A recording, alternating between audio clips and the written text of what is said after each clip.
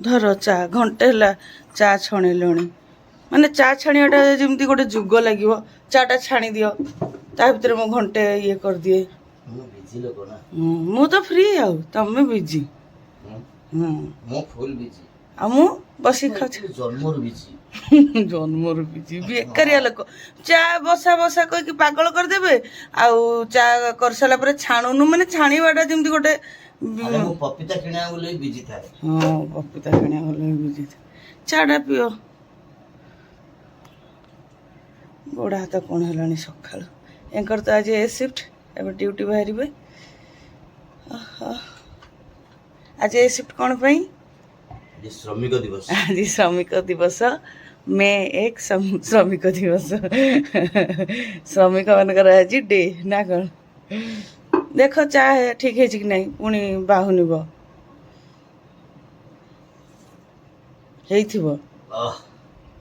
तो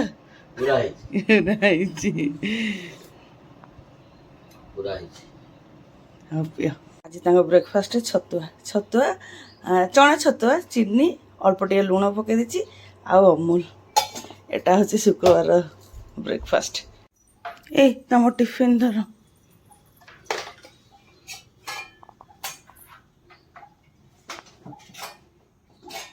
आराम से जीव पहुँची टे कॉल करदेव काली वर्षा हो जाए कहीकि बढ़िया ठंडा ठंडा लगुच ना जोरदारिया वर्षाटा है कि ना पागटा बढ़िया लगुच हाँ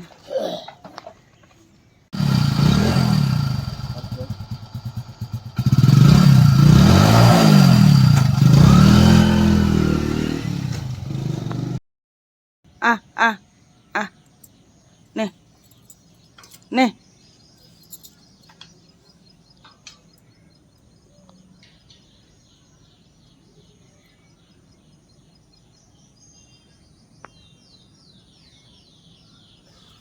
नमस्कार सांग मैंने आपण मान आ गोटे नुआ ब्लॉग रे अनेक अनेक स्वागत घर जहाँ जमी सब कम दाम सारिकी गाधे पाधिकी रेडी होकर आसीगले एवं पूजा करी डेली पूजा जहाँ जमी हवा कथा तो हम संग शुक्रवार पूजा 2टा पूजा मैं समय लगे समय को सका 7:35 होगा तेज जाए आ डेरी नक पूजाटा आरंभ कर दिए ने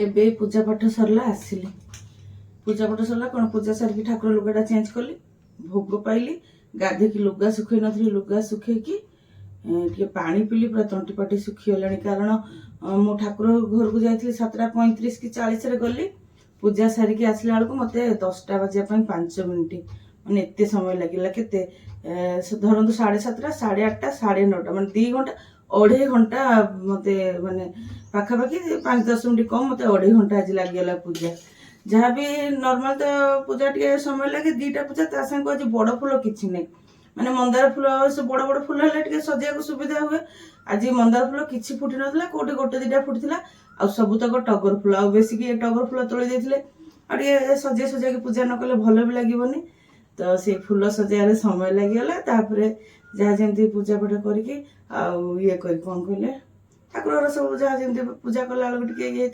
बागे बुगा देकी आसिली पानी तो पी देती भूसी पीबी भूसी पी सारिकी जी परिया पत्र सब काढ़ी देकी जहाँ रोषे कर काढ़ी देकी चा बसैबी चा पी सारिकी परिया पत्र काटबी रोषेबास करी एटागे पीदे एटा पीदेला मैंने आउ किसी खातु न खातु किसी दरकार नहीं एटा पीदेवी चा पीदेवी बास जदि सेमती भोक लगे टे छतुआ गल पीबी ना एका सागर जाकि लंच आज लंच तो डेरी भी हम कहीं शिफ्ट आसला बेलू समय लगे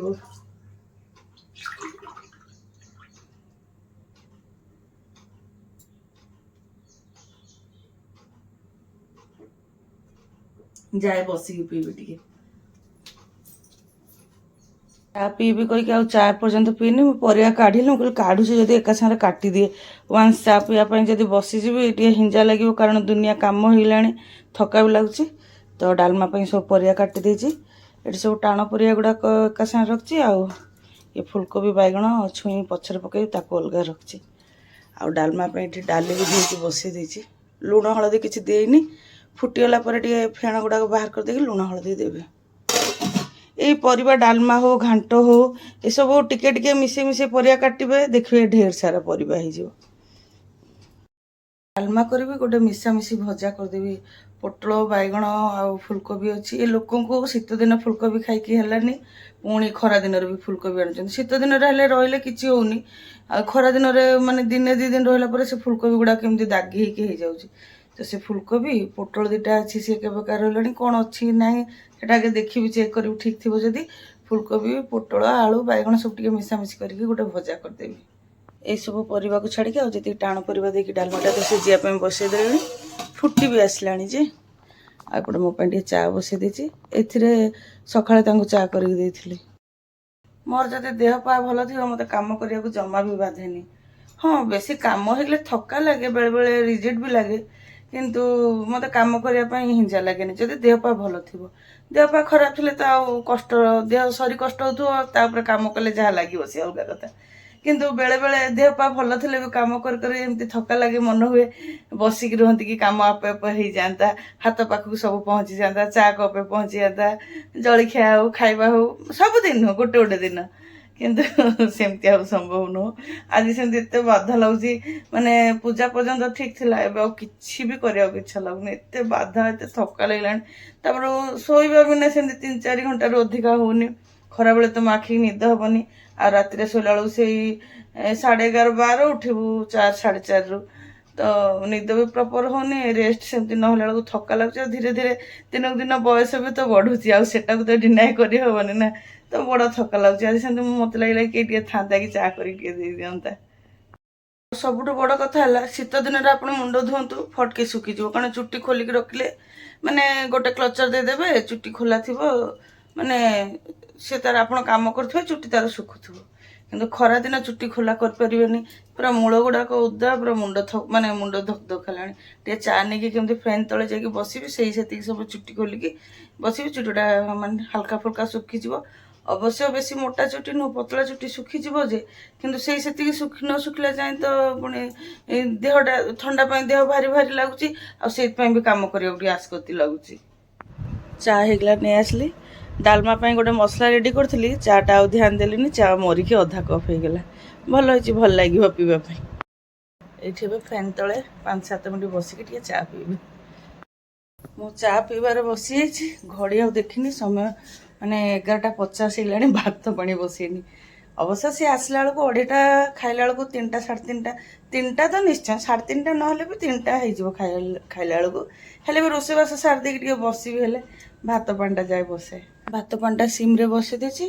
ଏପଟେ ଡାଲମାରେ ଯେଉଁ ଗୋଟେ ମସଲାଟେ ଦେବି ସେଟାକୁ ଡ୍ରାଏ ରୋଷ୍ଟ କରି ରଖିଛି। ଆହୁରି ଏଇ ପରିବା କାଟି ନଥିଲି, ତାକୁ କାଟିକି ଆଣିଲି। ଏ ପରିବାରେ ନାନା ପ୍ରକାର ପରିବା ଅଛି, ଯେମିତିକି ପୋଟଳ ଟିକେ ହଳଦିଆ ପଡ଼ିଯାଇଥିଲା, ବଟ୍ ଠିକ୍ ଥିଲା, ଖାଲି 1-2ଟା ପାଚି ଯାଇଥିଲା। ଇଏ ବି ଟିକେ ଟିକେ ହଳଦିଆ ଲାଗୁଛି, କିନ୍ତୁ କାଟିକି ନେଇ ଆସିଛି, ଏତେ ବି ଇଏ ହେଇନି। ଫୋପଡ଼ିବାକୁ ଦେହ ସହିବ କି? ଏଥିରେ ପୋଟଳ ଅଛି, ଫୁଲକୋବି ଅଛି, ଆଳୁ, କଞ୍ଚା କଦଳୀ ଆଉ ବାଇଗଣ, ଏମିତି ମିଶାମିଶି ଭଜା ନା ବଢ଼ିଆ ଲାଗେ। ଆପଣମାନେ ଯଦି କେବେ କରିଛନ୍ତି ଏମିତି ଭଜା, ତାହେଲେ ଭଲ କଥା। ଯଦି କରିନାହାନ୍ତି ଥରେ କରିକି ଦେଖିବେ। ତ ମୋର ଯେତେବେଳେ ପରିବା ସବୁ ସରି ଆସେ, ଅଳ୍ପ ଅଳ୍ପ ପରିବା ଥାଏ, ଏମିତି ସବୁ ମିଶାମିଶି କରିକି ଭାଜିଦିଏ। ଆଜି କିନ୍ତୁ ପରିବା ସରି ନଥିଲା, ଏଇ ବାଇଗଣ, ଏଇ ଯେଉଁ ଏବେ ଯେଉଁ ବାଇଗଣ ଅଛନ୍ତି ଏବେ ଯେଉଁ ବାଇଗଣ ଆଣିଥିଲେ, ତା ପୂର୍ବରୁ ବାଇଗଣ ଆଣିଥିଲେ, ସେଇଥିରୁ ଗୋଟେ ରହିଯାଇଥିଲା। ସେଇ ବାଇଗଣ, ଏସବୁ ପୋଟଳ, ଫୁଲକୋବିଟା ପୁରା 2ଟା କି 3ଟା ଫୁଲକୋବି ଆଣିଥିଲେ। ତ କିଛିଟା ତ ଗୋଟେ ଫୁଲକୋବି ଆହୁରି ରହିଲା, କିଛି ଫୁଲକୋବି ଡାଲମାରେ ପକାଇଦେଲି ଗୋଟେରୁ, ଆଉ ଗୋଟେରୁ ଏଥିରେ କାଟିକି ରଖିଛି। ସବୁ ମିଶାମିଶି କରି ଭାଜିଦେବି। କଦଳୀ ଡାଲମାରେ ଅଧିକା ହେଇଯାଇଥାନ୍ତା ତ, ଫାଳେ ପକାଇକି, ଭାରି ବଡ଼ ବଡ଼ କଦଳୀ ଥିଲା, ତ ଅଧା ପକାଇକି, ତାପରେ ବି ତ ଅଳ୍ପ ଅଳ୍ପ ପକାଇଲା ପରେ ବି ଦୁନିଆ ପରିବା ହେଇଗଲା। ଏସବୁ କଟାକଟି କରିକି ନେଇ ଆସିଲି। ଆଉ କେଉଁ ବି ଗୋଟେ ଭଜା, ଯେମିତି ଫୁଲକୋବି ଆଳୁ ହେଲା, କି ବାଇଗଣ ଆଳୁ ହେଲା, କି ପୋଟଳ ଆଳୁ ହେଲା, ସେଇ ଭଜା ଅପେକ୍ଷା ମିଶାମିଶି ଭଜା କରିକି ଦେଖିବେ, ଭାରି ବଢ଼ିଆ ଲାଗିବ। ମୋତେ ପର୍ସନାଲି ଭାରି ବଢ଼ିଆ ଲାଗେ, ୟାଙ୍କୁ ବି ଭଲ ଲାଗେ, କଣ୍ଢେଇକି ବି ଭଲ ଲାଗେ। ସବୁ ଦେଖିଲେ, ଏଇ ଜାଗାଟା ଟିକେ ଦେଖନ୍ତୁ, ଏଇ ଜାଗାଟା ଏପର୍ଯ୍ୟନ୍ତ ବାଗେଇନି। ଅବଶ୍ୟ ପରିବା ଚୋପା ଉଠାଉଠି କରିଦେଇଛି, ଏତିକି ପରିବା ଏକ୍ସଟ୍ରା। ଏଇ ଯେଉଁ ଫୁଲକୋବିଟା ଆହୁରି ଦେଖନ୍ତୁ, ଇଏ ଦାଗି ହେଇଯାଇଛି। ରାତିରେ ହେବ ଯଦି, ରାତିରେ ଆଉ କିଛି କଲା ଭଳିଆ ଲାଗୁନି, ଯେତିକି ଡାଲମା କରିଛି ରହିବ, କାଲିକି ନହେଲେ ଭାଜିଦେବି। ଆଉ ଏତିକି ପରିବା ସବୁ ରହିଯାଇଛି, ଏଗୁଡ଼ା ଟିକେ ଉଠାଉଠି କରି ପୋଛାପୋଛି କରିବି। ସବୁଆଡ଼ୁ ଦେଖି ଦେଖି ତ କରିବି। ପୁଣି ଭାତ ପାଣି ତ ଗରମ ହେଇଯାଇଥିଲା, ଚାଉଳ ଧୋଇକି ପକାଇ ଦେଇଛି। ଅରୁଆ ଚାଉଳ ଟିକେ ଜଲ୍ଦି ହେଇଯାଏ, କିନ୍ତୁ ଏଇ ଚାଉଳଟା ଟିକେ ଟାଇମ୍ ନେଉଛି। ଭାତ ବଢ଼ିଆ ହେଉଛି, ପୁରା ଲମ୍ବା ଲମ୍ବା ଭାତ ହେଉଛି, କିନ୍ତୁ ଟିକେ ସମୟ ନେଉଛି। ଏପଟେ ଡାଲମାଟା ବି ବଘାରି ଦେଇଛି। ଭଜା କରିବା ପାଇଁ କରେଇ ବସେଇ ଦେଇଛି ଆଉ କରେଇ ଗରମ ହେଲେ ହିଁ ତେଲ ଦେବି। ବଢ଼ିଆ ସେ କରେଇକି ଗରମ ହେଇଗଲା ପରେ ତେଲ ଦେଲେ ନା ଭଜା ଆଉ ଲାଗିବନି। ଡାଲମା ତ ହେଇଗଲା, ଭଜା ତ କରିବି। ଅରୁଆ ଭାତ ଡାଲମା ଭଜା ଆଉ କିଛି ଏକ୍ସଟ୍ରା କରିପାରିବି ନାହିଁ। ହଁ ଯଦି ସେମିତି ମୋତେ ଲାଗିଲା ଖାଇଲା ବେଳକୁ ଯଦି ହେବ ଟିକେ ଚିପ୍ସ ଆଣିବେ, ନହେଲେ ୟା ବ୍ୟତୀତ ଆଉ କିଛି କରିପାରିବିନି। କାମ ବି ବହୁତ ହେଇଗଲାଣି ନା, କିନ୍ତୁ ଶୁକ୍ରବାର କାମ ଟିକେ ଅଧିକା ହୁଏ ସତ, ଆଉ ଗୋଟେ ପ୍ଲସ୍ ପଏଣ୍ଟ ଥାଏ। କାହିଁକି ନା ସେଦିନ ନା ପିଆଜ ରସୁଣ ନା ଟମାଟର ମୋତେ ଏତେଟା ରୋଷେଇ କଲାବେଳେ ହାତ ଧୋଇବାକୁ ପଡ଼େନି। ନହେଲେ ଅନ୍ୟ ଦିନମାନଙ୍କରେ ସୋମବାର ବି ହେଲେ, ସୋମବାର କ'ଣ ଖଟା ମଟା ଟମାଟର ଫମାଟର ହୁଏ, ମୋତେ 100 ଥର ହାତ ଧୋଇବାକୁ ପଡ଼େ। ଆଉ ଅନ୍ୟ ଦିନ ତ ପିଆଜ ରସୁଣ ଛାଡ଼ି ଦିଅନ୍ତୁ। ମାନେ ଆପଣମାନେ ସେ ସର୍ଟସ୍ ହଉ କି ଆଉ ଯେଉଁ ବ୍ଲଗ୍ରେ ଦେଖୁଛନ୍ତି ଏମିତି, ମାନେ ତା ଭିତରେ ମୁଁ ଯେ କେତେ ଥର ହାତ ଧୁଏ ସେଟା ମୁଁ ହିଁ ଜାଣିଛି, ଆଉ ଏମାନେ ଯେଉଁ ମୋ ପାଖରେ ରହୁଛନ୍ତି ସେମାନେ ଦେଖୁଛନ୍ତି। ମାନେ କୌଣସି ରୋଷେଇ କରିବି ତା ପାଇଁ ମୋତେ ଗୋଟେ ତରକାରୀ କଲାବେଳକୁ ସପୋଜ ଆପଣ 15 ମିନିଟ୍ରେ ତ କୌଣସି ତରକାରୀ ହେବନି, ମୁଁ ଏକ୍ଜାମ୍ପଲ୍ ଦେଉଛି, କିନ୍ତୁ 15 ମିନିଟ୍ ଯେତିକି ତରକାରୀ ପାଇଁ ଯେତିକି ସମୟ ନେଇଥିବ ମୋତେ ହାତ ଧୋଇବା ପାଇଁ ବି ସେତିକି ସମୟ ଲାଗିଯାଇଥିବ। ଭଜା ତ ହେଇଗଲା, ବେଶୀ ଲାଲ ଆଉ କରିବିନି, କାରଣ ବାଇଗଣ ବି ପଡ଼ିଛି ନା, ଆଉ ବେଶୀ ଲାଲ ହେବନି କାହିଁକି ବାଇଗଣଟା ଟିକେ ମେଞ୍ଚି ହେଇଯାଏନି କି। ଅବଶ୍ୟ ଲାଲ ବି ହେଇଯାଇଛି, ସିଝି ବି ଯାଇଛି ପରିବା ସବୁ, ଭଜା ବି ହେଇଗଲା। ଫାଇନାଲି ରୋଷେଇବାସ ସରିଗଲା, ଭାତଟା ଗାଳି ଦେଇକି ଆସିଛି। ସେ ଭଲସେ ଟିକେ ପେଜଟା ନିଗିଡ଼ି ଯାଉ, କାହିଁକି ଏକରେ ଅରୁଆ ଭାତ, 2ରେ ଷ୍ଟିଲ୍ ହ୍ୟାଣ୍ଡରେ କରିଛି। ପେଜ ଯଦି ଭଲସେ ନ ନିଗିଡ଼ିବ ତଳଟା ପୁରା ମାନେ ଚିପଚିପା ପେଜୁଆ ଲାଗିବ।